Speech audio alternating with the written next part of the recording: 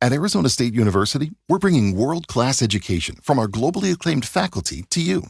Earn your degree from the nation's most innovative university. Online. That's a degree better. Learn more at asuonline.asu.edu. This message comes from Capital One. With the Spark Cash Plus card from Capital One, you earn unlimited 2% cash back on every purchase and get big purchasing power so your business can spend more and earn more. Stephen, Brandon, and Bruno, the business owners of SandCloud, reinvested their 2% cash back to help build the company's retail presence. Capital One, what's in your wallet? Find out more at CapitalOne.com/SparkCashPlus. Terms apply. In 1982, 6 words helped express the sentiments of a generation. I don't want to grow up. And while staying young forever isn't possible yet, there was a place that for over 60 years anyone could visit to feel like a kid. Its founder was a dreamer who created a tiny business to accommodate the changing world he saw after World War II. That little shop would go on to change the real estate landscape and become one of the first examples of a category killer. Celebrated for its unparalleled selection of merchandise and rock-bottom prices, it was a retail darling for decades, until it wasn't. Changing shopping trends, relentless new competition, and its own hazingas led to declining sales, a loss of customer loyalty, and a brand desperate to survive.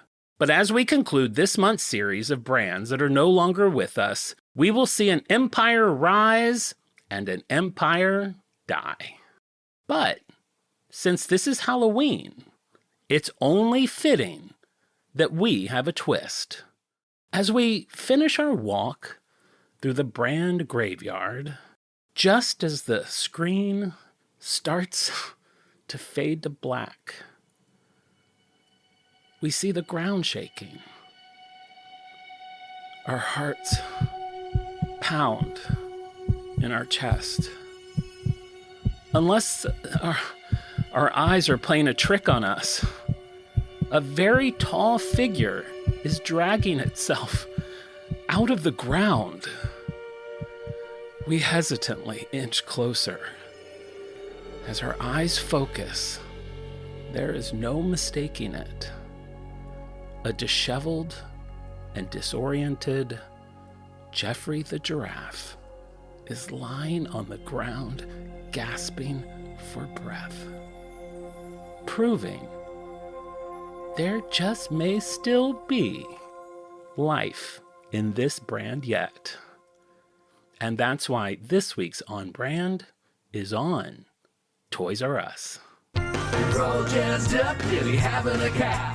You want your favorite show, and it's on right now. It's on, it's on, it's on, it's on brand. Welcome to On Brand with Jon and Marisa. I'm Jon. I'm Harry Potter. Oh, I'm Jon. I'm Harry Potter.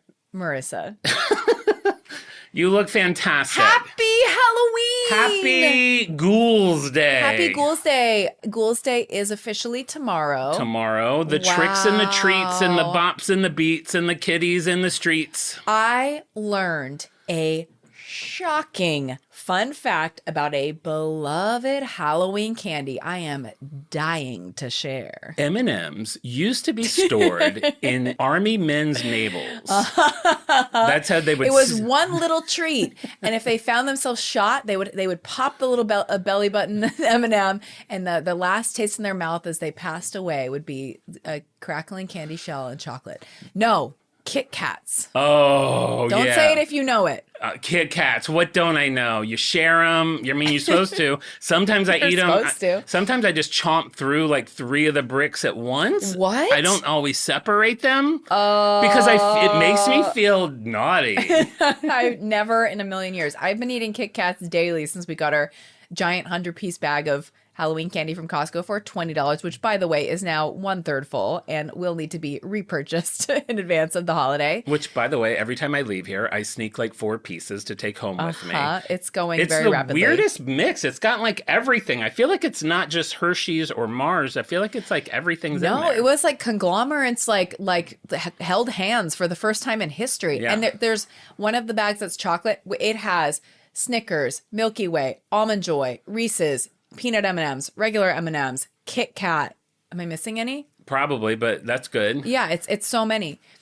So KitKats, which I eat by nibbling off the sides, nibbling off the top, separating the layers. Last night I was eating them. I go, this material in between the wafers, is this just chocolate? Because it has like a dustiness. It's kind of like its own thing. You know what I'm talking about? Mm-hmm. I looked it up. Jon. Oh, boy. Should they pull I over? screamed to the high heavens, pull over. The chocolatey filling inside Kit Kats is crushed up Kit Kats. I actually, now, as you were saying it, remembered that. Unreal. So Kit Kats that do not pass the quality inspection, they get put aside. They get mashed up and added with a little bit more chocolate and sugar to create this like Kit Kat goo that is then spread between the wafers. So I was howling at the moon when I heard that. Why don't we do that? I mean, that's obviously what's going to taste better with a Kit Kat than a Kit Kat. It's like using like a spoon made out of Frosted Flakes to eat your Frosted Flakes. Hello, sharks. It's like, why don't we do that with everything? Why don't we make burger spread out of burgers? Mashed up burgers. I mean, you could really go down the line. Oh, I feel like somebody at Wendy's Inc. is like their ears are burning. There's like that's going to be some crazy. It's going to be a Taco Bell, some crushed up chalupas to make a sauce. To make a sauce. Yes. You know, speaking of this and Wendy's, people, anytime you're like, I feel like getting a Wendy's chili, everyone is so excited to be like, they make the chili with the old hamburgers. And I'm like, why is that weird? Like, Good. great. Fine. Like, that's a perfect use for the old hamburgers. Yes. They're not like tonging them out of the dumpster. They're a little past like being primed to serve as a Dave Thomas single. Exactly. And you know the sunglasses that Krispy Kreme sells? You know what those are made out of? Krispy Kreme sells sunglasses? 2 old donuts. I bet you didn't know that. I ruined your joke, man. 2 old donuts. There's a lot of things like that. You just have to look around. You always have to be looking. Like, and then once you see it, you can't unsee it. It's really fun. I'm noticing, okay, we don't talk about what's behind you. I'm distracted because there's a giant tip of a penis over your shoulder. I won't talk about it other than that. We don't have to talk about it. I mean, we're not going to get a chance to. I was excited to get this box. This was a limited edition Walmart exclusive Jem Henson Frankenberry box. The box is actually felted, so it's like fuzzy. Wow. So it's like the closest I'll get to having a puppet. These marketing executives have you wrapped around their little finger. I mean, I have a show. It's like I need things for the show. This box is so vulgar. I would not feel comfortable having this in my home. I don't want my kids to see this. I mean, it looks like Seth Rogen and Elton John had a baby, and that baby was born with penis head. Remember, this is on brand. Pea hole head. Penis is good. Penis is fine. Children know what penises are. Yes, they know what a penis is. If they don't, pull over. Mothers, teacher, it's time children to have about the what. talk. Okay, so before we get into the show, which also did not get an okay, I did a very dramatic reading. I had because we started talking about Halloween. I had chills during your opening because this is one that is so sentimental to my generation. Many of the listeners. Toys R Us is like we weep. We weep at the grave of Toys R Us. We do, but maybe we don't have to because it is zombifying itself. It is clawing its way back into the mainstream. There is an old abandoned Toys R Us that like, it feels like it's one of those ones where it's like, oh God, that was so long ago. But I'm like, no, I remember going to that Toys R Us. Like I bought like a baby shower present there. It wasn't that long ago. It was 2018. That's not that long ago. Girl, 18, 19, 20, 21, that's 2, 3, 3 4, years ago. 7 years ago. There's next to our Costco, it's like from our house, giving people more specific details as to where we live. I know. Someone was like, you guys need to chill with those details. I'll bleep that. There's an old Toys R Us nearby, and it has been emptied, and it is a spirit Halloween, and now it's actually a creepy Halloween, creepy with a K. What's up with these new Halloween? There's like, I love Halloween. I celebrate it. I love the Cure. It's all part of my portfolio. Yeah, sure. I don't get how we need this many Halloween superstores. The size of a Toys R Us, which is ginormous. Who is buying these? You walk in, it's like an $800 werewolf for your lawn in this economy? In this Who economy? is keeping this place afloat? They still have out front, and it's very cute. I don't want to go inside because I know I'm gonna make some purchasing mistakes. They have like theme park level animatronic Mickey and Minnie dressed for Christmas. So it's like a big spooky inflatable arch. There's a Mickey and Minnie full animatronic talking like you would see it like Disneyland, and a minion that's dressed for Christmas that's singing. And I'm like, God, they look so good. But I'm like, those are setting you back.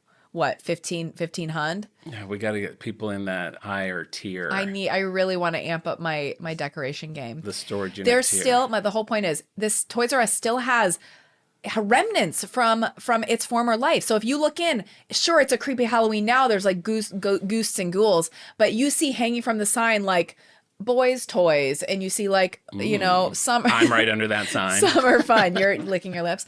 Summer fun. It's like still like the old signage. You see the faded Toys R Us faded- on the thing Yes. outside. It has been there for years. Exactly. Fun fact. This was going to be a fun fact at the end of the show. I'm worried the show might be a little long, so I'll just throw it out there now. Last year in Burbank, there was an abandoned Kmart that had been there forever. Mm-hmm. Nothing had taken its place. Not even Spirit Halloween. Wow. And all of a sudden, it was a 1980s Toys R Us. The signage was vintage. Everything was signage. How? And it turned out that they dressed it for a Michael Jackson biopic that is coming out sometime in the future, where like his cousin is playing him and looks incredibly like him. Oh my gosh. But there's like, you can see shots of like a fake Michael Jackson walking through a Toys R Us in Burbank. It was so, you can see those pictures online. That's incredible. I'll put them on the subs, but That's incredible. it's really fun. Oh my gosh, take me back. I know. It is fun. But it is a journey. The story had a journey. I definitely went through a period, but we'll get that. I've been wanting to tell this story for like 2 weeks, great. so I just wanted to get it out there. Yeah. It probably won't even be as funny as it was at the moment. But you probably remember a couple weeks ago, I went to Chapel Rowan. Mm-hmm. So that was a general admission show. Goes against a lot of what I am as a human being at this point. Giant field. A lot of kids. A lot of children. Yeah, who have the energy to like show up to an event 8 hours early and like wander around on grass. She went on at 9:15, but you could start lining up at 8 a.m. She went on at 9:15 p.m. So some people had been there for 13 hours.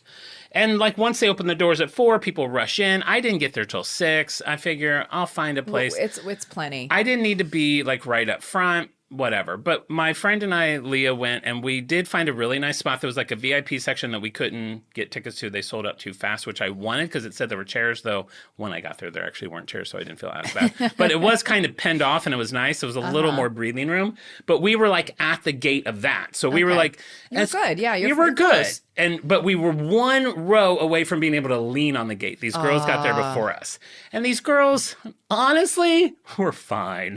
But like... we instantly hated them because like one of them was late and plowed through us and we're like, she's like, actually I was here. And like, so then we just kept mocking her for like a half an hour. Actually, but like we weren't doing it to her, but we were just being like, we're just bored. We have too much time on our hands. You're just being we catty. felt like, I don't know the movie, but there's a movie with Kathy Bates where she like rams into a car on purpose. And she's like, honey, I'm older and I have better insurance. Like we felt like those kind of adults. Like fried green tomatoes. Maybe. Yeah. So these girls are, I feel like it honestly just gave me something to do to be annoyed by them. Mm-hmm. I can't go to an event like that where I don't find one person. Have you ever not been annoyed in a room of like more than 15 people? No, there will always be someone I focus on and hate.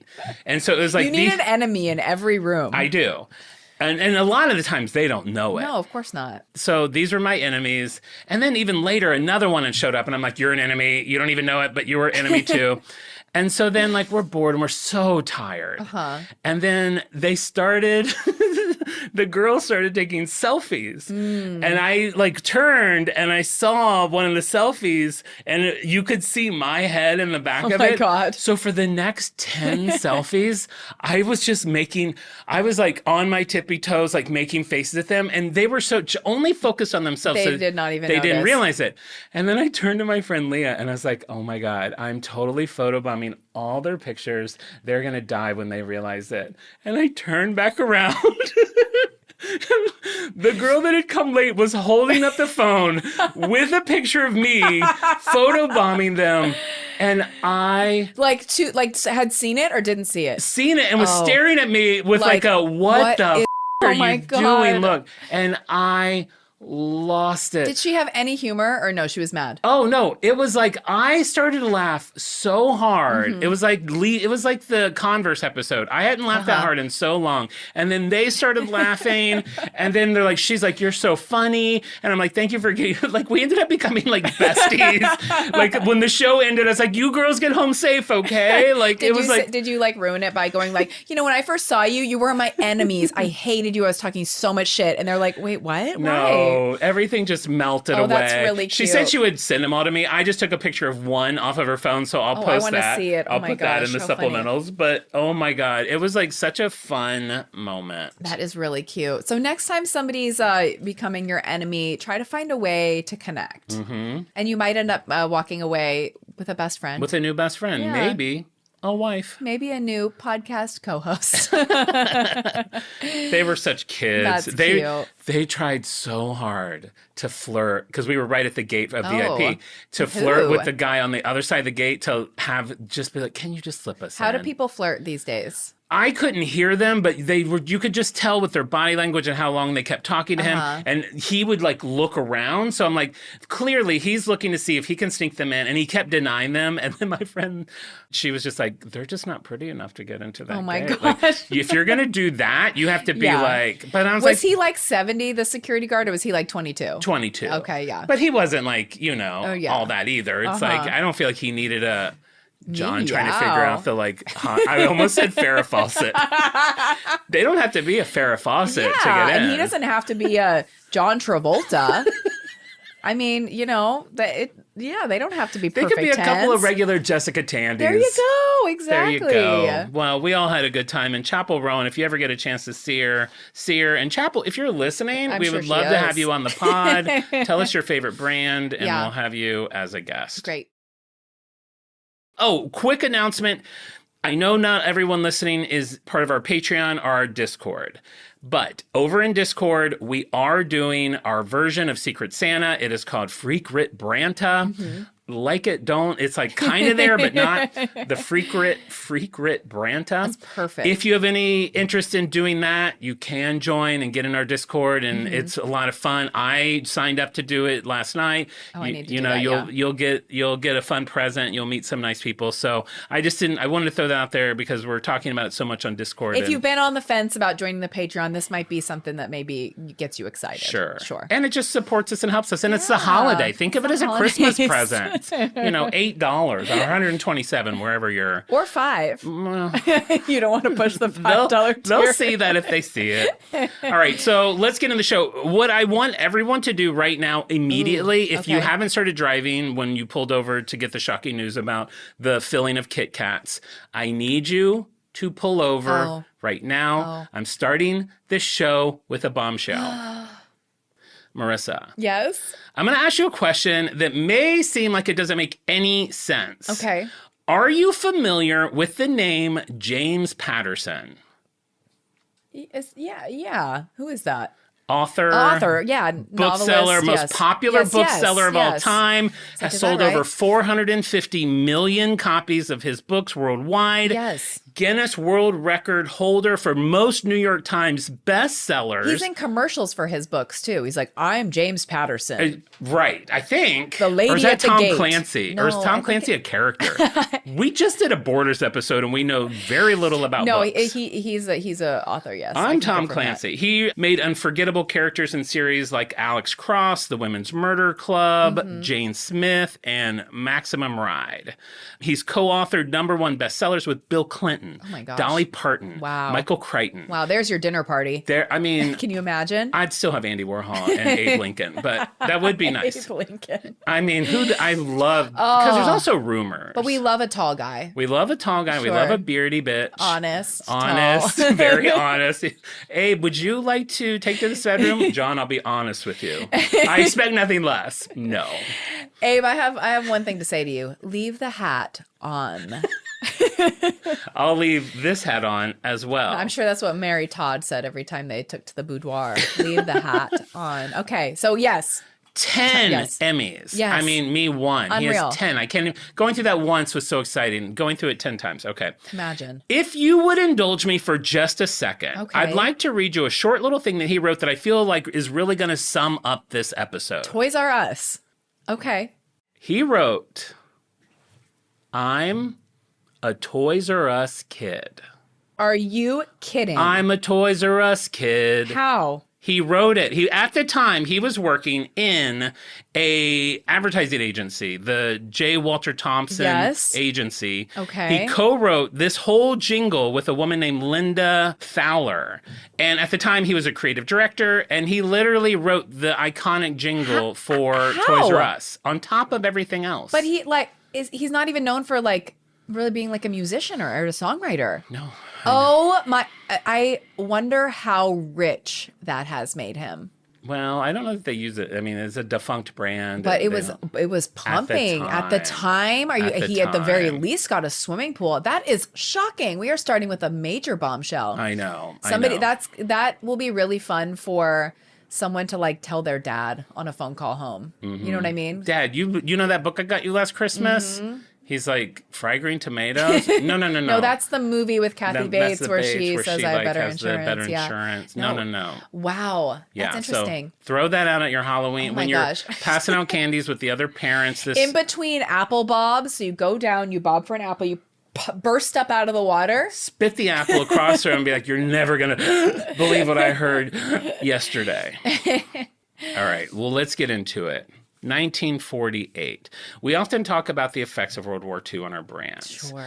1948 is the beginning of the baby boom. The year my mom was born. 1948, the year your mom was born, thanks to my new timeline, the year Dr. Bronner started, and the year In-N-Out started. Oh, the timeline. God, I love that. That is so cool. That is so cool. So that's where we're at. So there's people in California making the first hamburgers. Oh. The guy up in his attic making his soaps, and now we got this guy. Unreal. So this is the beginning of the baby boom, and I don't feel like we've talked about the baby boom. I may have talked about it a little bit in Pop-Tarts, because I think that was kind of around the same time too. But basically, if you're not familiar with it, it's a 20-ish year span of time in America where everyone had come back from the war, everyone got married, and everyone had babies. During that 20-ish years, the numbers are all over the place. I'm going to say between 70 and 80 million babies were born in the United States. What's a normal amount? That's a lot, obviously. I mean, it varies. Yeah. Then it dips really hard for Gen X. That's why Gen X is the smallest generation. Wow, I didn't know that. Yeah, so these are the people that are called baby boomers, now just called boomers. So a few years ago when everyone's like, okay, boomer, Yeah. they're talking about Baby these people boomers. that were born, these kids that were born after World War II. Wow. All right, so we have Charles Philip Lazarus. He's born October 4, 1923, Washington, D.C., born and raised there. His parents have a cute little bicycle shop. He helps them run it. Cute. And like a lot of men at the time, he's sent off to war. While he's at war, he's talking to all of his buddies, and they're like, man, I can't wait to get back and marry Rachel and have kids. And everyone's having the same conversation over and over.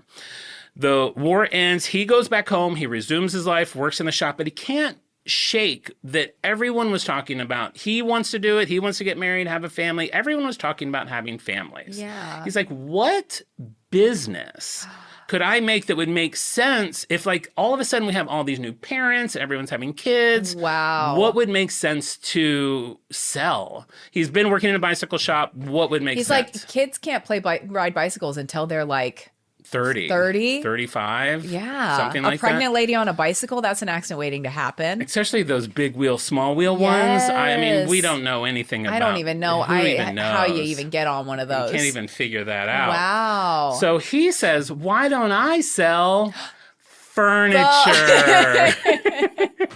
I'm going to sell children's furniture. Oh, great. Because all these people are going to be coming in and needing to create their nurseries and then furniture for the children. Perfect. Yes. A little crib. So with the permission of his parents, he starts, this is very reminiscent of Joanne, where we had the fabric people and their friends were like, hey, can we sell cheese in your shop? Yeah. And they're like, okay. Or vice versa. So he was like, hey, mom and dad, you guys have this bicycle shop. Would it be cool if I, on the side, in the back, Bicycles and cribs, high chairs, rockers, Nightstands. all the children's furniture. Sure. Like, of course, son, we want nothing but the best for you. Cute. He finds enough success with that he opens his first shop in downtown Washington, D.C. and calls it Children's Supermart. A children's supermart. Children's Great. Okay, Supermart. it's not the most specific, but we're getting closer. I mean, it's 1948. Sure. What a year.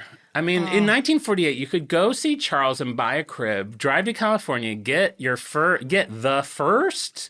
If you could get past those animals in the parking lot making their mischief, hopping on cars, those animals, playing you their could go tunes. Be an animal at In-N-Out and then get Yes. some organic soap. Unreal. So over the next couple of years, he's selling high chairs, he's selling cribs, he's selling this, he's selling that. And when people are buying things, he starts to notice more and more they're asking him the same question.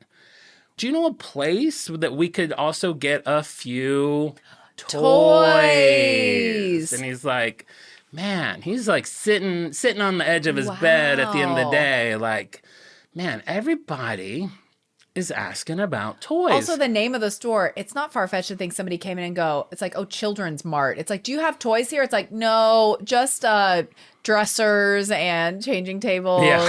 That happens for the 300th time in one day. It's like, maybe I should throw a few yo-yos on the sales floor. And maybe a bag of Jacks. See what happens. I actually liked Jax. I feel like we should Jax. play Jax. I'm surprised they haven't made a movie of Jax. Sure. I mean, you know why? It's because probably nobody owns it. So like the IP of Jax, like who's pushing to like... Jax have to be public domain. Jax is definitely If you're not public familiar domain. with Jax, they're little toys that you have to bounce a ball and pick them up. Next game night, Jax. Jax. They're back. Jacks are back. So what he realized was someone comes in and buys a crib, that's great. More than likely, they never have to buy another crib. Sure. They can pass that crib on to the next kid. Mm-hmm. That kid can give it to his kid. I hope he was not releasing termites in the homes of his customers. Absolutely Because possible. it's the There only was, way. I did, now that I think about it, found a lot of articles about termite infestation near all of his shops. Okay, there you go. No, but the he- mascot was a termite. Big termite. Yeah. But he was like, toys, on the other hand, they wear out. There's trends with them. There's always reasons for parents to buy new toys. Sure, Buy Christmas, gifts, birthdays. birthdays, all of them. He's like, you know what? Let's try selling toys. So he tears down a wall in his shop and makes a little spot where he can just sell toys. I'd like to run a toy store.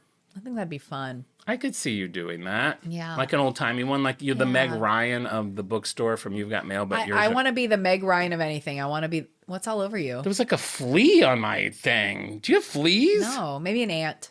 No, it was running fast like a flea. Fleas don't run. It ran like a flea. Fleas hop. Where's that phrase come from? It ran like a flea. flea. Oh, man, sorry I'm late. I ran like a flea to get here, but... I'm sorry, I'm out of breath. I just ran like a flea. All right, so he grows this business for several years. And in June 1957, 9 years after opening the very first furniture store, he opens his first store dedicated to toys. Wow, okay, great. He calls it Toys Toys R Us. We did it. Toys R Yay. Us. And Lazarus himself, he is described as having very positive energy, a passion for the customer, a love for children everywhere, being successful by understanding what kids need and want. I personally picture him being like the guy who ran the toy store in Home Alone 2. Remember the one that gives Kevin the turtle doves? Yes. I looked it up. I was like, was Charles Lazarus the inspiration? AI was like, no. I'm like, I feel like he was. I think he was. I think he was. So he would become known for developing 4 business principles. 1, having more toys than anyone else. Oh. Isn't that like, that is a phrase, isn't it? The guy with the most toys wins or something like that? The guy with the most toys wins. I feel like that's what people like on Wall Street say. Something like that. Like he with the most toys wins. Something, yeah. So have more toys than anyone else. 2, having the best prices. 3, being in stock when no one else is in stock. Oh. And 4, make returns easy. He's doing the impossible. Sure, it all sounds easy, but can it work? It sounds easy, but Charles... Like who? Like is the guy down the street like, my toy store, I'm going to have the highest prices, the slimmest margins. I do feel like everyone says kind of the same out things. of stock frequently. The best ingredients. Yeah. But Better ingredients, better pizza, Papa John's. I'll give you a little clue. It works. Oh, boy. All right. So another thing that he did that I thought was really interesting and I had never really thought about before was he modeled his business after self-service supermarkets that were becoming very popular at the time. And I remember talking about these when I did the HEB episode. Yes. So when all of a sudden, when you had a supermarket where you had aisles and shelves and you just go with a cart and pick up the things yourself and check out, that was a new concept at this time. It's really like early self-checkout. Like Yeah. it used to be something somebody did, now you do it yourself. Right. I'm sure there were if it was me It back was in you, time, you would I'd be be like, what am I paying for if I have to go put my own food in the cart? Yeah, you would be so mad about it. I'd be so mad about it. And I'd be like, pumping my own "Beep, beep." gas. Like, I don't Ooh, want to do any of this. I forgot to pay for that one thing. We both see different Old opportunities. sticky fingers, Johnny. Sorry, I keep playing with my witch nose. It is tight. It's Is it hot in there? It's hot and it's like cutting. I feel like my actual nose. I'm going to take this off. My nose is going to be black and fall off. All right, so he has shopping carts. He is stacking merchandise really high to give shoppers the feeling that there's like this infinite number of toys. So fun. There's aisles and aisles. He's trying to create this magical feeling so that when kids are roaming the aisles, it really does feel like it's like an ocean of toys, like floor to ceiling. I've seen pictures of like a freshly stocked one from back in the day, and it just looks so idealistic. Time machine, take me back. Time Machine, Big Mac, Toys R Us, In-N-Out Burger. Perfect. All the things. Wait, I'm using my time machine for 2 hamburgers? I need to get some priorities. I guess I'll get a Whopper too, because I feel like those are probably better too. I'm going on a time travel hamburger man. Hello, Sharks. Just created a movie. Time travel hamburger man. Did you just see Time Travel Hamburger Man? John was so funny. And if you go, I got tickets to a VIP screening to Time Travel Hamburger Man. At the screening, they give you all 3 of the burgers. And apparently it's like closest to like the original recipe. So you get to kind of like, when John is eating the burger you eat that one, it kind of like times out to where you have them at the same time. I mean, it writes itself. It sounds fun. I mean, I would. Sounds fun. Time Burger Hamburger Machine 3 merch. You're eating 3 burgers in an hour and a half? Okay. They're sliders. They can't be. They have to be the same size. They have to be the same size. That's for the whole ratio. point. Why they gave us 3 sliders. The whole point of this whole movie is to go back in time to see what the hamburgers are really like. It makes no sense. You complaining to the person working concessions at the screening for your movie. Wait, are you Time Travel Hamburger Man? Are you the guy from the movie? Why are you here? I wanted the free burgers. I wanted the free burger. They didn't pay me as much as you think to be Time Burger Hamburger Man. Time Burger? Oh my gosh, I'm drunk. I got Bailey's. All right, so at the time, there was a couple other stores trying to do something similar. 1962, you have Child World opening up, and in 1957, you have Kitty City Cute. opening up. All kind of dabbling in the same deal. Sure. By 1966, he's got 4 stores, $12 million in sales, $600,000 in profit. He has his best Christmas season ever. Amazing. He's really proud, as he should be, of his local accomplishments in creating this little business. That's great. But a great man wants more greatness. He wants to take this national. Wow. How do you do that? you sell your company to a bigger company that has the infrastructure to do that. Sure. So he sells Toys R Us to interstate stores, and they are at the time like this giant department store / discount store company. They're bringing in $400 million a year. You'll remember he's bringing in 12. They buy Toys R Us for $7.5 million, which today is close to $75 million, which... not bad. Yeah, not bad. Not bad at all. Charles becomes the head of its toy division and gets to stay in charge of overseeing Toys R Us. That's great. So he's still making a gets rich. salary. He's still the father of his little baby. That's great. It's all good. Wow. 1960s, we get the introduction of Jeffrey the giraffe as their spokes animal. He had been using a giraffe previously for advertisements called Dr. G. Raff. Oh. From 1948 Doctor. to... Doctor. I know. It's funny because it started as a doctor, then he becomes Jeffrey the Giant, then in the early Jeffrey the Giraffe. And then in the early 70s, he got a whole family, which I've seen. It's like, you don't need it. You have his wife, Gigi, his daughter, Baby G, and his son, Jeffrey Jr. In the 90s, they all fade away, and then... Jeffrey kind of becomes a kid. So he's like gone from a doctor to a father to a child over the years. He has been a puppet. He's been a drawing. He's been animated. And for a short time was a real giraffe. So he has been on a journey. Yeah, we've seen that before. We've seen it. It doesn't indicate good things to come. No, you gotta just stick with your guy. Yeah. Though I do I appreciate the new Mr. Pringle. I'm not gonna lie. Oh. I don't mind him. Okay. Sometimes I think you can update without being too... You can update, but it gets a little confusing or convoluted if, like, the lore changes. Right. You know, like... Wait, weren't you a doctor? Now I'm a baby. Now I'm a baby. Goo goo gaga. It's like, I have an appointment. My cholesterol's through the roof. I'm here to see a doctor. Me no docky anymore. That really got you.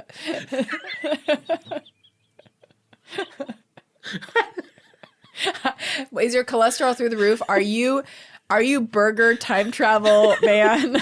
Well, no one. Well, okay. So you said you're worried about your cholesterol. Let me ask you this: how many hamburgers have you had in the last hour? Only 3, made with old timey fresh beef. Really old beef.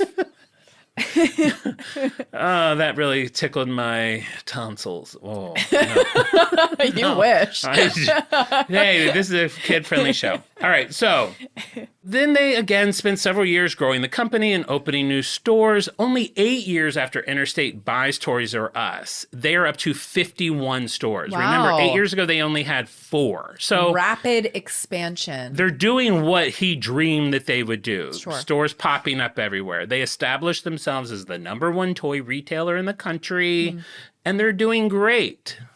But you know who is not doing great, Marissa Pendon? Ooh, John Glauber.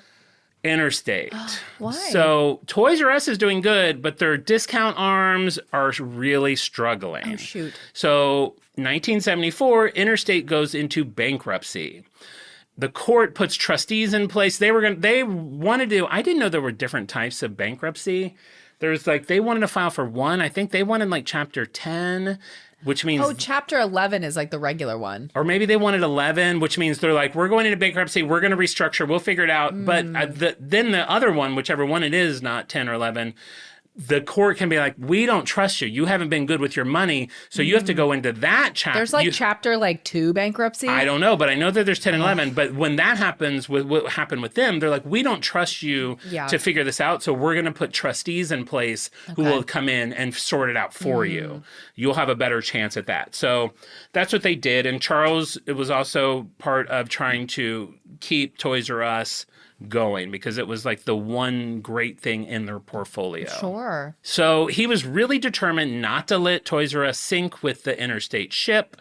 So he did, and this reminded me of Sundance catalog. Okay. I'm seeing a lot of parallels, especially in what is interesting is the parallels I'm seeing are in other brands that died. Yes, Joanne died, Sundance died, but we could become with all of our knowledge brand assessors that can see, you know what I mean? Mm-hmm. People bring us in. They're are we going to die? And we're honestly. Wait, we're doctors. We are the doctors. And they're I'm worried about my cholesterol. And I'm I'm here to look at the books. You have 13. You need to file for bankruptcy. He's but what's this spot on my back? What's this weird spot on my back? You call in Jeffrey the giraffe. Abe. It's Abe Lincoln. Man, this is going to be quite a movie.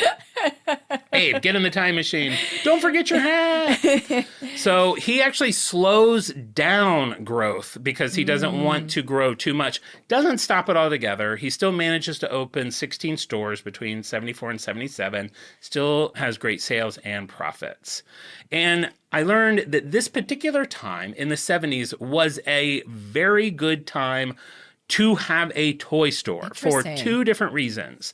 There was something called the Consumer Goods Pricing Act, which was passed. So what I didn't know, and apologies if I don't get this completely right, up until like 1975, manufacturers would determine the price of a product, and you just went by that price. So this toy is $14. MSRP or whatever it is. Yeah. Well, no, because that's manufactured suggested pricing. So that's what changed. So then they suggest a price, and then you create the price.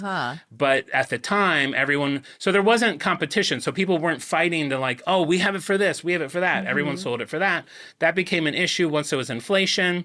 So then they passed that act, and it became the end of manufacturers determining the pricing, and stores could set prices. That makes sense. I think that was the cliff-noted version of what happened in 1975. I think that seems right. Is that good? Yeah, for stores. I mean, it's good for competition. Maybe it's not, but I mean, I'm sure at a time it would be nice for everything I'm just to going be... to Dodger Stadium. I'm paying $20 for a hot dog. You setting the price? That ain't fair. It's kind of like I'm Hamburger Boy. I've come from the future. I've been told that you need some help. Here, I'm going to take you to the first hot dog. I'm going to eat this hot dog on top of my 3 burgers. Talk about what I think is probably reversed. What? I feel like going back in time to get like an original Big Mac, you're going to get a really great Big Mac. Going back in time to get the first hot dog. It has like toenails in it. So like new hot dog good, old hamburger good. Yes, so true. So put that in your pipe and smoke cap it. and suck it off. All right, so I said there was 2 reasons it was good to be a toy store. That first one was the pricing. The second one was you started to see advertising on television for toys. I was going to say, this feels very much in like the Pee Patty doll, like the Brady Bunch toys, right? Wasn't that a Brady Bunch toy, the Pee Patty or something? It was there was some Betsy kind of Wetsy Betsy Wetsy, yes. It wasn't feels like that, we're in the Betsy Wetsy era where you're seeing kids in commercials showing toys, G.I. Joes, Hot Wheels cars. It feels like this is when there's a big push where kids are telling their parents, I was watching Captain Kangaroo and I saw this ad for this Barbie. Yeah. And let's go to the store and get it. Yeah. Yeah. Wow, cool. So you start to see that. So obviously more advertising on television, the better it's going to be for sales. That's just a basic point of economics. God, this nose. I'm sorry. I apologize. I've never picked my nose so much. Does that look like I'm picking it? It does. April Speaking 6th, of doctors, you should get that wart checked out. It's black on the end. I should go to my doctor with this on. Yeah, I mean, for the most part, everything's good. I do have a couple concerns. That would be really funny to make a dermatologist appointment and show up and say, I have this spot on my nose. I don't know what it is. It's like, it's gotten bigger. And then you show up to the dermatologist and you just have that fake witch's nose on. And like, it's like, is that it? And you're like, yeah, I just thought it'd be funny. It's like, you like booked an appointment like 3 weeks in advance for this little joke? Are you psychotic? Yeah. Why aren't you laughing? Don't you know me at all? All right, so April 6, 1978, Toys R Us emerges from bankruptcy with Charles steering the ship. They now have 63 stores. They're in 9 states, $17 million profit off of $300 million in sales. They've doubled the profit from the year before. And I think it's interesting to note when Interstate purchased Toys R Us, they were only 15% of what Interstate was. Oh, wow. Now, coming out of bankruptcy, they are now 85% of it. Interstate officially changes their name to Toys R Us Incorporated. I mean, this little baby that they purchased has now become the whole, as they like to say, the whole enchilada. The whole enchilada. The whole enchilada. Add an enchilada to your food for the day. 3 burgers, a hot Dodger dog, and an enchilada. I'm going to sleep well tonight. So, and what was another thing that I saw a lot of articles on this. I didn't read a bunch about them, but I thought it was interesting because I agreed with it was, I think when we see a business go into bankruptcy, we assume that is it. Yeah. It's Doomsville. We've even talked about it on the show. We don't really know what it means. No. it means that they're trying to figure out how to cut the fat and do what they need to do to survive. And there were all these articles that were like, Toys R Us proves that bankruptcy can do that. So it was like a first example that was kind of held up is like, see, you can struggle, you can go into bankruptcy and come out. It's not always the end of the story. It's not always the end of the game. So I thought that was interesting. When you're in bankruptcy, like, because there'll be these companies that say, oh, they're $350 million in debt that they can't repay. Great, you do that restructuring. Do you have to repay that money, or does it like... Yeah, I think the whole point of it, you have to learn how to, like, well, and we'll see this happen a lot of times. We'll see it eventually with this too. You'll have those private equity people come in that we talk about all the time who have a bunch of money. Yeah. And like, here's that money. Yeah. Here's more. And we'll own now part of your company, maybe. But now you're in debt with what they're giving you. Oh, yeah. They're trying to figure out how to restructure. To get out of. Have you ever, like, not paid a bill and then eventually they're like, just give us whatever you can? No. Oh, that's happened to me before. Like, you'll get like a doctor bill sometime. Like, oh, you doctor bills you should always fight. You never pay the full price. You go to the emergency room, whatever, because you break your toe. They send you a bill. They say, oh, it's $2,500. You just like wait a few months. They send you another one that's like $2,500. They send you another one that's like $2,000. And then like enough, like 5 letters later, they're like, just give us like $50. And you're like, well. I have always heard fight every doctor bill. Yeah, fight. Be like, fight every doctor you meet. Put on a witch's nose and fight. No, but you say like, listen, I'm not working. I can afford to give you $200, and they'll be like, what about $3? It was only recently that I learned that riding in the ambulance is not free. It's very expensive. I thought like, how nice that like you get to like, if you're hurt, you can just take an ambulance. It's like, God forbid. Well, I mean, we don't even have to get into the state of our healthcare, but I remember I had to go to the emergency room a few years ago, and me being me, I need to know what things cost, and I'm like, so what is this going to cost? What's covered? What's not? They're like, we don't know. It's like, they don't know. No one I'm just knows. Going in there, and I'll eventually just get this giant bill. And it should be like the fire department, where it's like they come and it's $200 for us to take you in, and here's a list of what your meds cost. Yeah, I agree. I don't know why it's so. Why is it so mysterious? It's like a blind box of health. It is. Oh, good. I got a liver. I don't need a liver. Well, you got it. You can go on eBay, try to get rid of it. I have high cholesterol.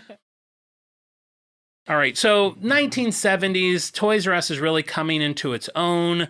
The supermarket style of store is paying off. They've got low prices. They have huge inventory.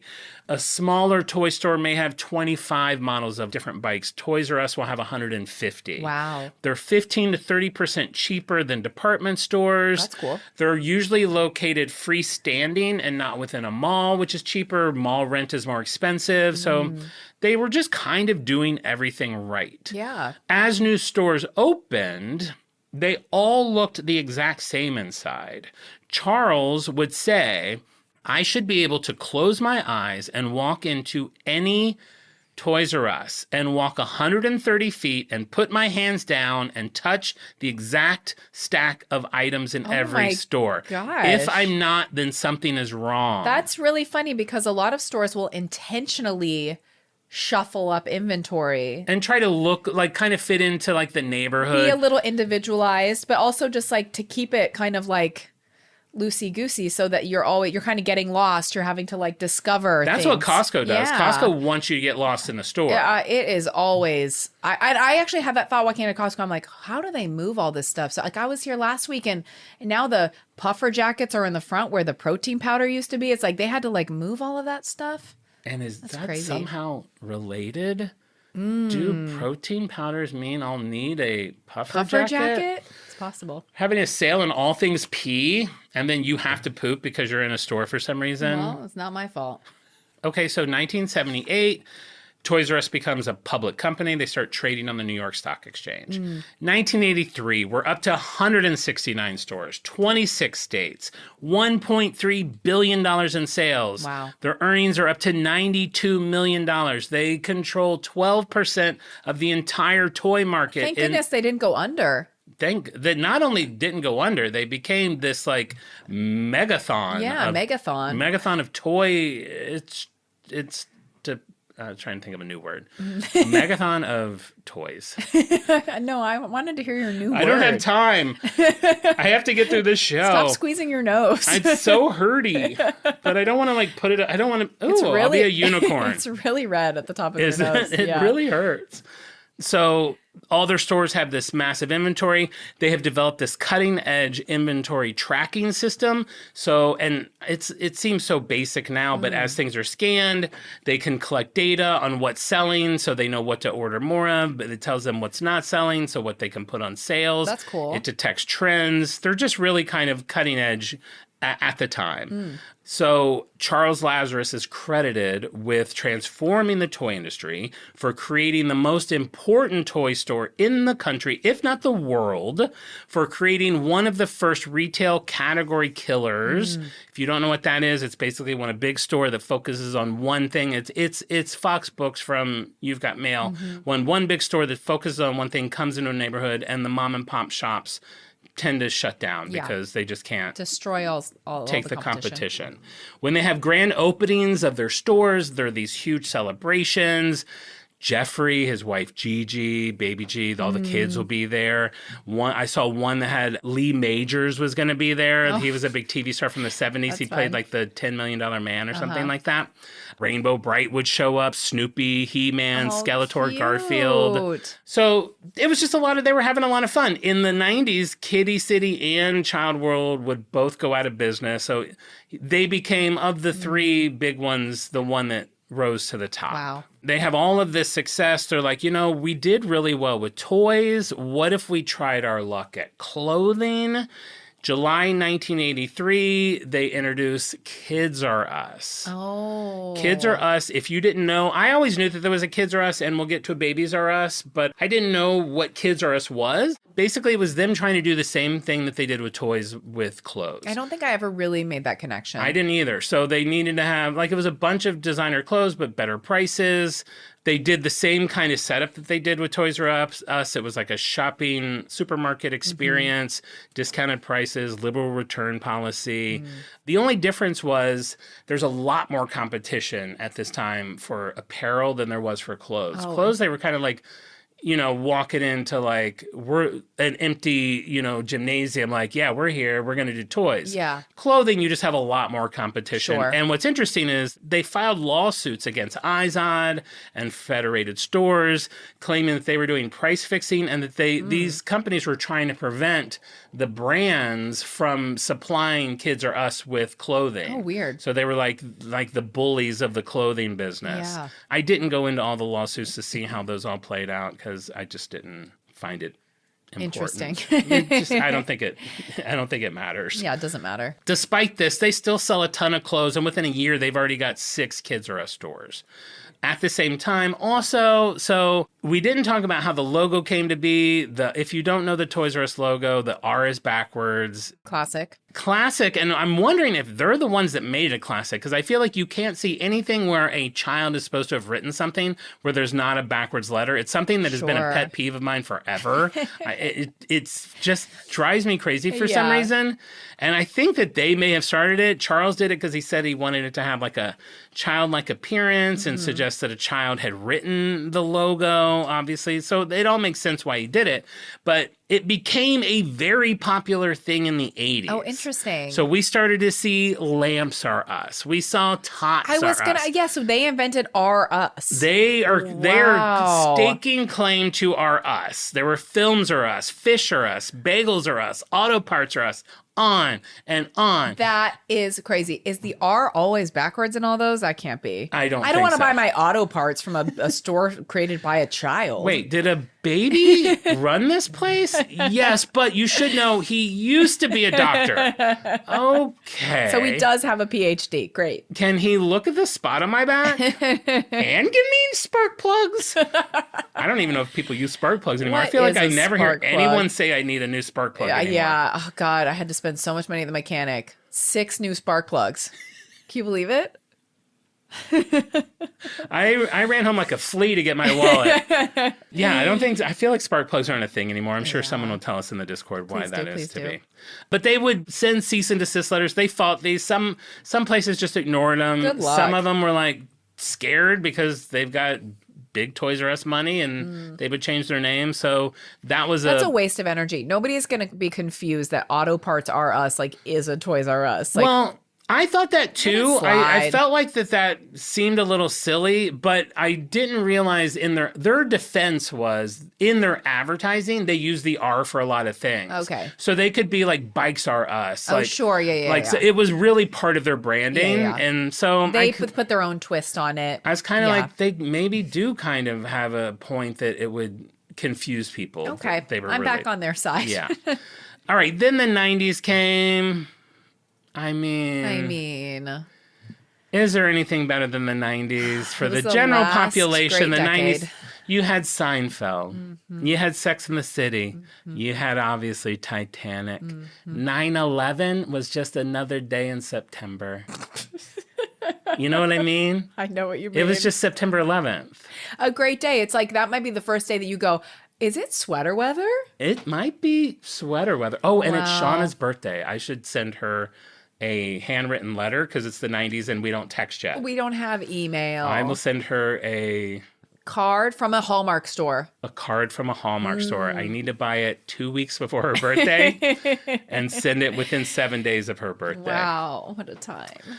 90s for Toys R Us, not so great. Wow, I'm surprised. We start to have more competition moving Okay, in. KB Toys. We've got KB Toys. We've got Walden Books. Those are competition, but not quite like a Walmart, Sure. a Kmart, Sure. a big box retailer. Because you know what Toys R Us doesn't have is a Little Caesars with crazy bread. Oh, man. So you're going shopping with mommy. You're getting a little bag of crazy bread to eat in the cart. Kmart. I'm like, Mom, I need to run to the restroom. Okay, honey. And it's just me cutting to Little Caesars and getting like a mini pizza without my mom knowing with money I stole out of her wallet.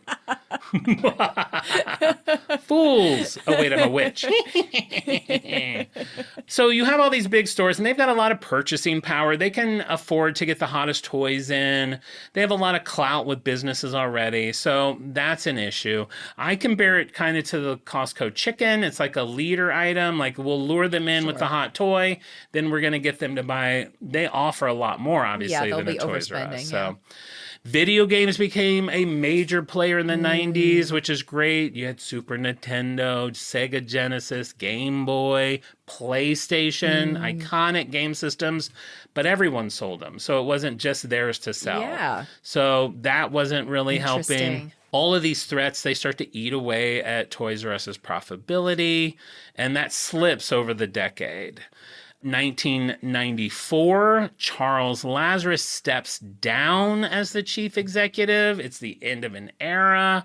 And then this is another thing that we saw both in Joanne and in Borders. Yes, we can see it coming. We go through 2 decades of a revolving door of different executives and CEOs and just new faces and new blood. Huge red flag. 3 of our dead shows had this happen. This is huge. So that is definitely a thread that I see. If you're a student in marketing, and we mentioned this before, listen to this Dead Brand series because you will learn more than you will in your 4 years at Harvard or Yale or Princeton or Long Beach Community College because you couldn't afford it. There you go. 1996, we're a year out from Titanic. I don't have time to go into that.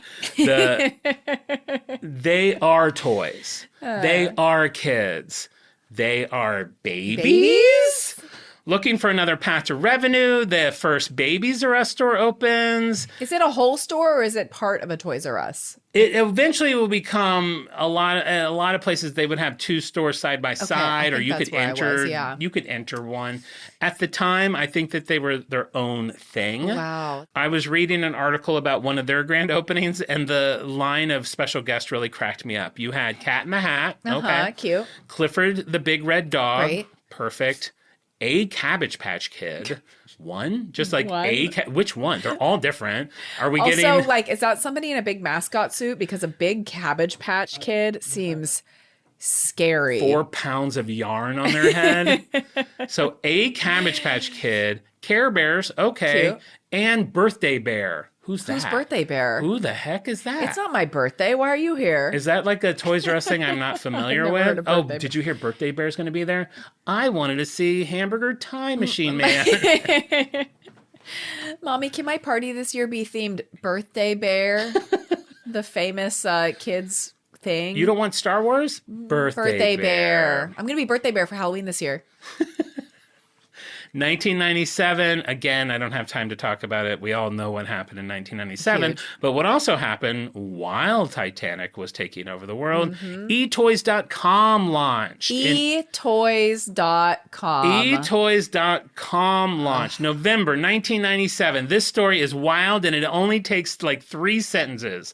November 1997, etoys.com launches. It's a retail website that sells toys via the internet. January 1999, they have their IPO. Their value shoots up. It's very representative of the .com bubble. April 1st, 2001, etoys.com goes bankrupt. They're around for such a short amount of time. Oh my gosh, good. And now we're entering the part of the story that I have labeled, Let the Cracks Begin. Yes. 1998, in order to keep up, Toys R Us launches their own website. It does not go great. The website keeps crashing. Wow. Customers are not happy. Customer service takes a big ding. They lose business to eToys. That was really make or break. If you were able, in like 1998, 1999, to have just luck of the draw, however your IT team was at your company, if they were competent, it was like, great, your company went on to now be one of like the number one companies, top 10 in the world, versus the guys who we had build our website, they weren't the smartest. They weren't A+ students in school. Great, we're bankrupt in 5 years. Like it was so make or break. It really was. We really learned that too from the Dead Brands Month. It was a wild time. There's another connection from the Dead Brands that's about to come up. So 1999, they're like, frick this, we need to really figure out how to do websites. So they improve the look, improve the function, improve inventory. They start carrying toys online that they can't get anywhere else. They spend millions of dollars marketing that they have a website. Like, everyone come check us out. You can do all this online now. They proposed free shipping in November, which nobody was doing free shipping at the time. And shoppers flooded to the site. Why wouldn't they? They're told how great it is. Wow. Between November 22 and December 12, it was an average of 1.7 million visitors a week. And that was a little less than eToys, but definitely in the ballpark. They were getting like 1.9 million. Wow. And that should be great for business, right? No, it's not at all. There's too many customers for the site that they built. For weeks in November, they had to limit. This is what reminded me of Sundance had to limit the amount of catalogs that they sent out. Yes. So these people had to limit how many people were getting on their website to try to prevent it from crashing. Oh my goodness. They were forced to add computer power in December so more shoppers could get in and it wouldn't shut down. The warehouse that they had wasn't able to process and ship all the orders. They had put in like this new untested fulfillment system that wasn't working right. It was just a total like cluster. You can find like articles about like how bad Toys R Us's Christmas was in 1999. Wow. Oh, actually, I forgot. I have from CBS News. Okay. The following piece of reporting. Here we go. ToysRUs.com began emailing shoppers late Tuesday that their purchases would not arrive, but said they would immediately be compensated for the inconvenience with a $100 coupon. Some customers now vow to never again buy from ToysRUs.com. And the last-minute search for substitute gifts won't be easy, with many retailers already having run out of some of the season's most sought-after toys, such as Amazing Alley, interactive dolls, and Game Boy Color video game systems. Shoot. Sorry, Timmy. Sorry, Timmy, you're not getting that Amazing Alley doll. It's Ally, Mom. No, it's Alley.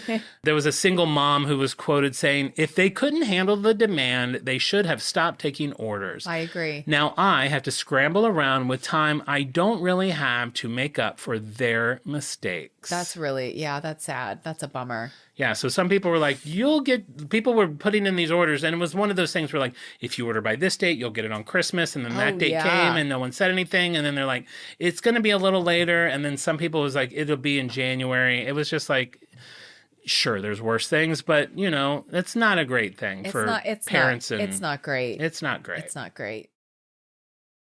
So, August 2000, who does Toys R Us hook up with? Same the Borders did. Amazon.com. Oh, yes, that's right. That was in 2000. So they hook up with Amazon.com to run their website. They enter this 10-year partnership. Yes.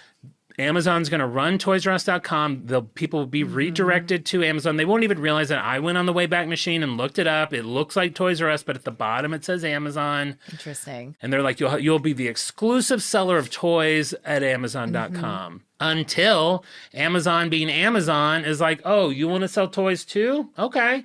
Oh, you've got toys to sell? Come on. Toys R Us is like, what the frick? So they end up suing Amazon because they no longer the exclusive it's a breach toy of owner. contract. Yeah, sure. they have all this competition when they're not supposed to. They settle and end up dissolving the relationship after 5 years. Well, but by then the damage is done. The damage is done. People are now like, Amazon was probably able to offer a speed that and an inventory that Toys R Us can't replicate. So after those 5 years, it's like, yeah, it's already done. It's already done. And you know what happens? For the first time ever, What? Walmart becomes the #1 seller of toys in America. Oh, wow. Not Toys R Us. Wow. Toys R Us's best days are behind them at this point, but they're still kind of cocky. They're still opening new stores. They're not taking care of the existing stores. This is a Hazinga. So they're letting stores kind of get run down. They're not trimming the fat to stay lean and mean, but they're opening new stores. There was a quote from like an executive who said something like, our target audience was moms with kids, but I'm looking around the room of everyone running this company and it's all men in ties. Interesting. He's like, it didn't really make sense. Then 2011, they open a giant store in Times Square, which I will put pictures up. It looks amazing. There's a life-size Barbie dream house in it. That's fun. Which we did an episode on. Yes. There's a 20-foot-high animatronic T-Rex in it, a 3-story Ferris wheel in it. It's like this huge, like, Times Square, amazing destination toy store. There was a quote there from someone who was at that event, and he said, right before we opened, he looked out and he saw all the kids and all the excitement in their eyes. And I thought to myself, this is what Toys R Us is. Yes. And this quote came much later because he was just remembering that. And then he went on to say, and I think we've just lost all of that, which was very sad. That's sad. 2003, they shutter all the Kids R Us stores. That's done. 2005, I call this the slow-acting suicide pill they swallow. Oh, wow. It's very dramatic. Very dramatic. They pop this pill. They're like, this is going to help. This is what Joanne did. We had Bain Capital, Kohlberg, Kravis Roberts, and these? Vornado Realty Trust. Hell. Buys Toys R Us. They do a leverage buyout deal, exactly what happened with Joanne. They put $6.6 billion into the company. That's supposed to boost sales, supposed to position the company for stock offering again. It's supposed to help these investors get their money back eventually. But it really just loads Toys R Us down with debt. And it's like this chain and weight that is just going to drag them down over the next 8 years. This is so tragic. It is really depressing. 2009, they are a little desperate. They start gobbling up other toy stores to see if that'll help. They buy what's left of eToys, Toys.com, KB Toys, and FAO Schwartz. FAO Schwartz. I know. I don't even talk about them at all in this. Ugh. I know. So sad. 2010, they tried to do an IPO again, but the sales were declining. So they had registered to do one and eventually just have to pull the registration because they just can't do it. 2015, the Times Square store closes. They blame high rents. So that's now gone. 2017, they bring in a law firm that specializes in restructuring. They're hoping that they can figure out a way to make this work. Yeah. 2018, they file for bankruptcy and they only plan to close 182 stores. It's just like Sundance, like a few days later, they announced to all their employees that they're actually going to close all 800 stores.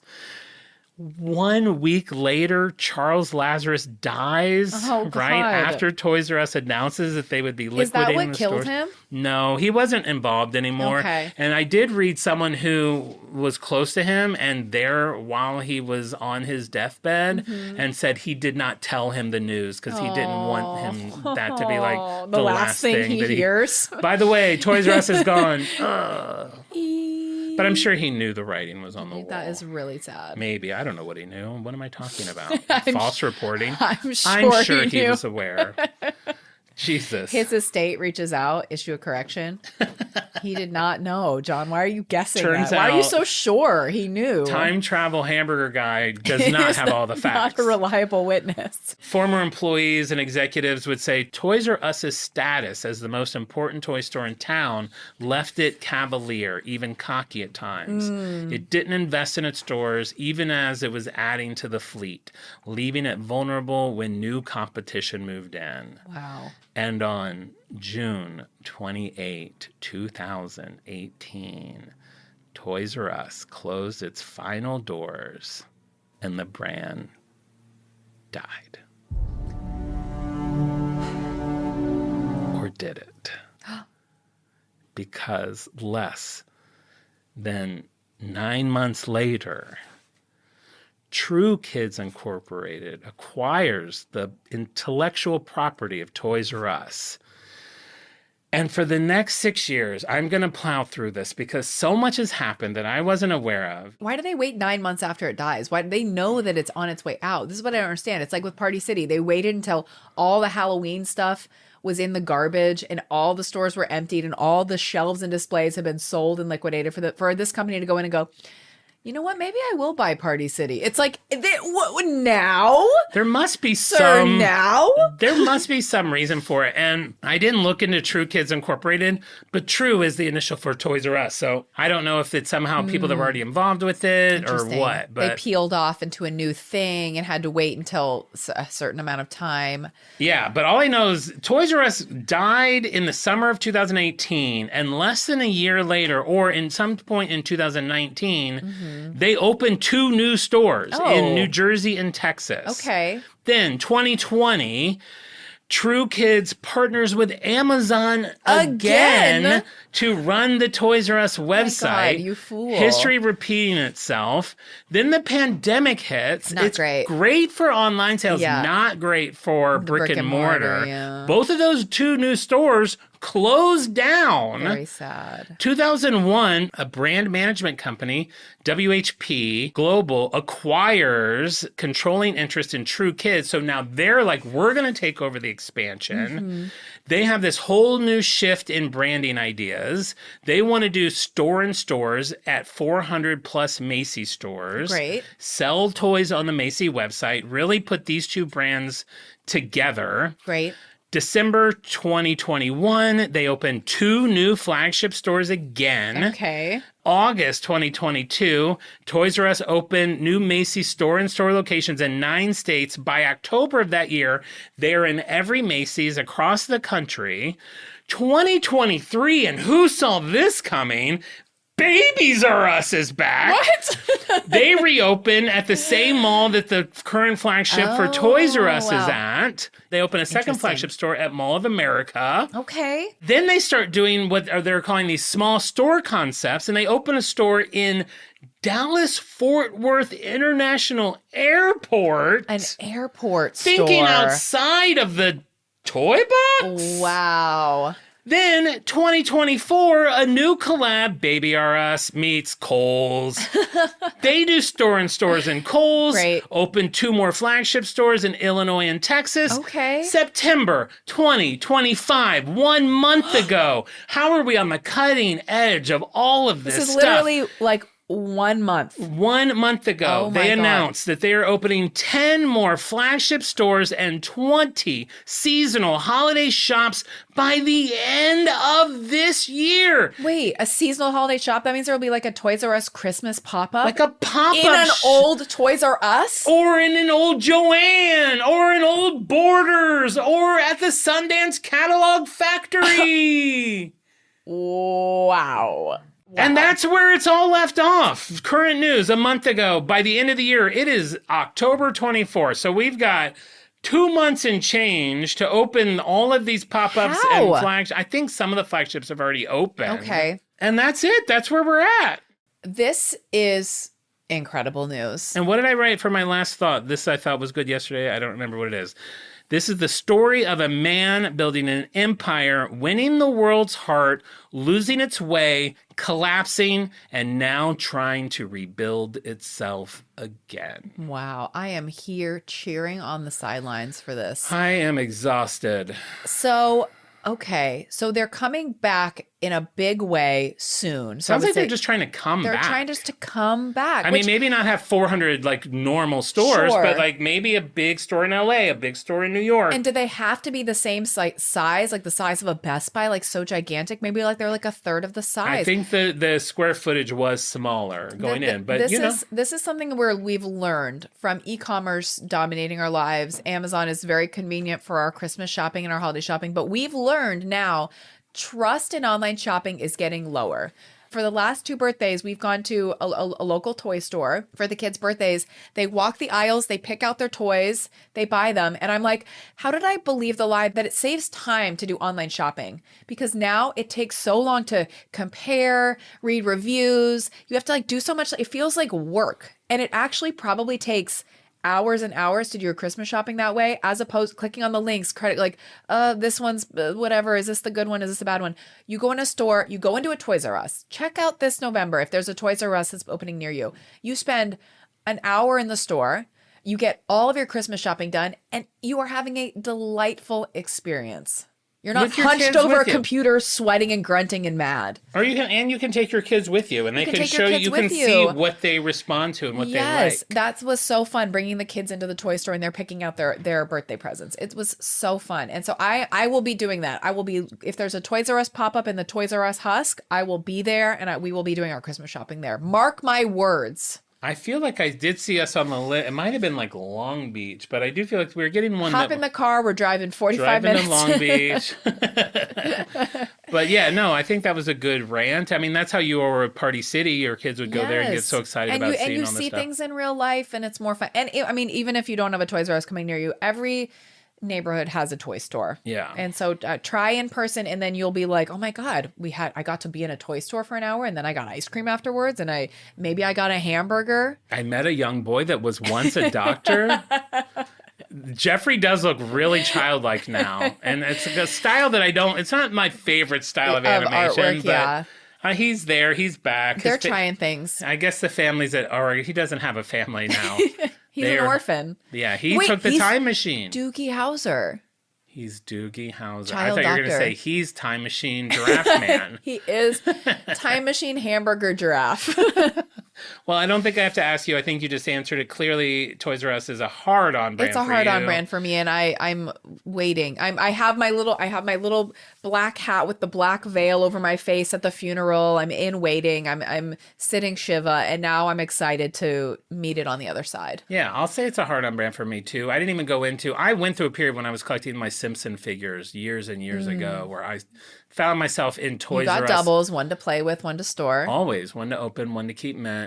They're all in the unit. But when I was going through that was when they were in their decline. That's when and also there's something about just a lot of retail stores in LA that are just run down. Yeah. So the Toys R Us here were not joyful to go to. Well, and that's what sucks is these companies, as we've learned, in summation, like this happened with Joann's, they in an effort to save money, they should be cutting some of those salaries of the big pigs at the top. Yeah. The giraffe budget's through the roof.